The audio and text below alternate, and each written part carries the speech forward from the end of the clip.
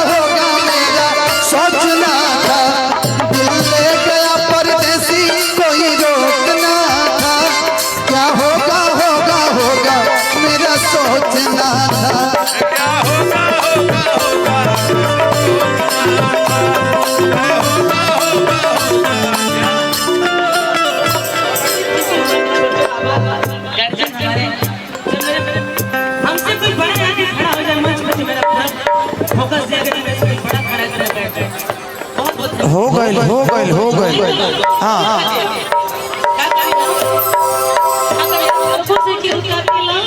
कि तोहरा पके हुदा के तो तकलीफ होखेला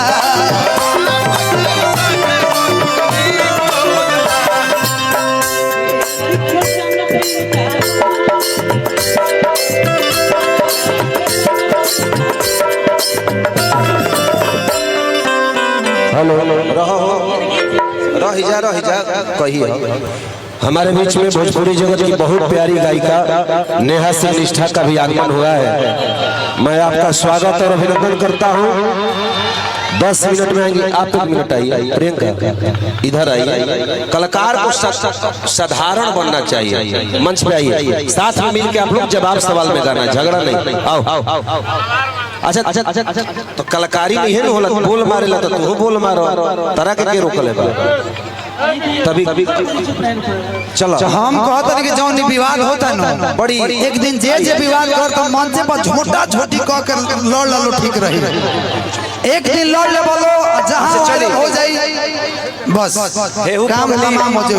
1 मिनट इहो पगली काव्या बड़ी मानते हैं इसको। अभी कुछ दिन पहले वीडियो देखे रीतू गाइस का, इधर प्रियंका का, तो तुरंत प्रेम मोहब्बत से आपसे आप लोगों को गाना है।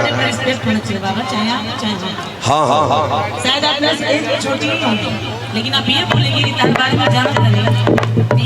अच्छा तो ठीक है, सुने सुनो, छोट के ना बुझाए तो बड़ उही के डाल के लगाओ। चलो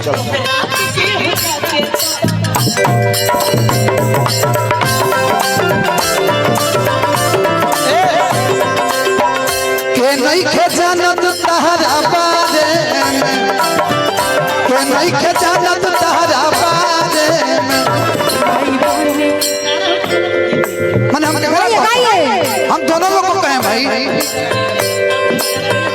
कि मैंने इशारा किया तहरा बारे में, कि नहीं खे जानत तहरा बारे में, कमाई बने वाला रहू ससुरारे में।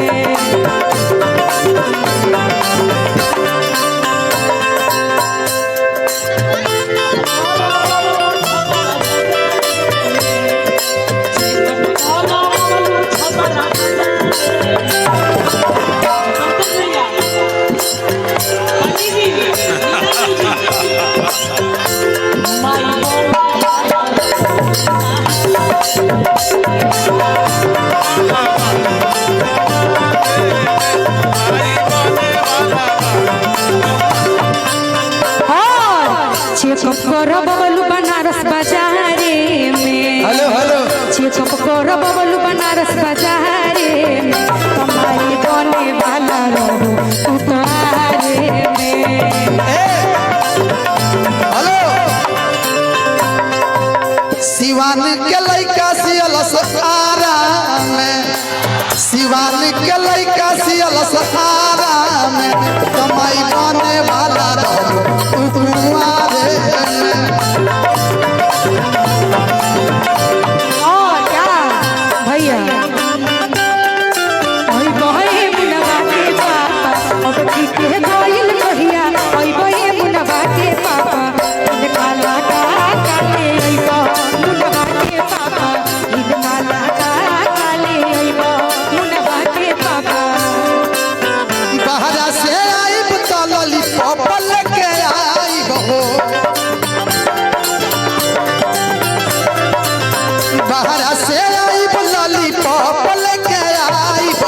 अब मुहावा में दे हम चूसाई सुनाए धनी मुहावा में दे हम चूसाई